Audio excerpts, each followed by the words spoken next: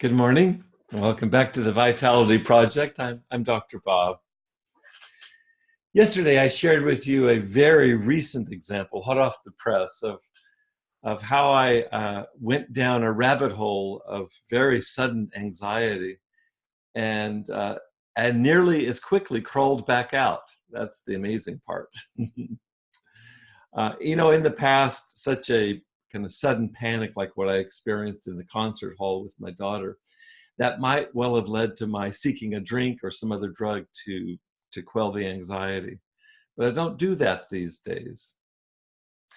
So instead, what I did was I was able to find a solution from inside. In this case, it meant paying attention to what I know by heart. And I took the road less traveled, at least in terms of my own past behaviors. And when you get right down to it, the proof of the pudding here is that the immediate positive result, I think it speaks for itself. My anxiety dissipated nearly completely, and it did so like that. Now, I fully acknowledge that not all of our worries will necessarily yield so quickly or so fully. But what we're getting at here is a very key distinction, it seems to me, especially when we're talking about addiction recovery. And that distinction is between short-term solutions on the one hand, and longer-term solutions to whatever discomfort or anxiety we feel inside.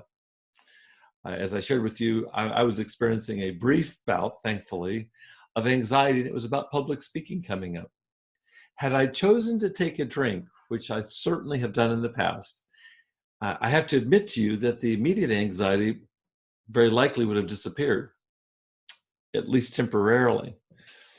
However, I think I would do well, as would you, to be honest with ourselves here, and I think also use this as an opportunity to deepen our understanding of the biology which underlies addiction. It goes something like this. Sure, alcohol or other drugs will immediately reduce the effect of stress hormones in our bodies. We've talked specifically about adrenaline and cortisol.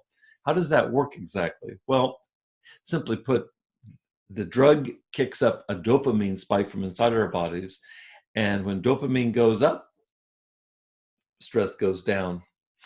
But just as our bodies and our brains don't like a chemical imbalance with too much adrenaline or cortisol, too many stress hormones, now we've bought a new problem because we've got too much dopamine in our system.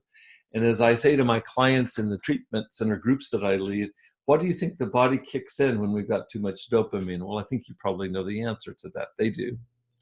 Tons and tons of adrenaline and cortisol are immediately kicked in to get the dopamine levels down and save this overcorrection back in the opposite direction. So it turns out that our supposed solution to anxiety, the crazy thing is in the short term, it actually seemed to work. It now comes back with a vengeance, with an even greater wave of the very same anxiety we were first trying to get rid of. Not good. Come back and join me tomorrow. We'll continue in our conversation of looking at what it is that we can do to manage our stress non-addictively, creatively, and not give away our birthright. I appreciate you joining me today at the Vitality Project. I hope you have a wonderful day, and I'll see you tomorrow.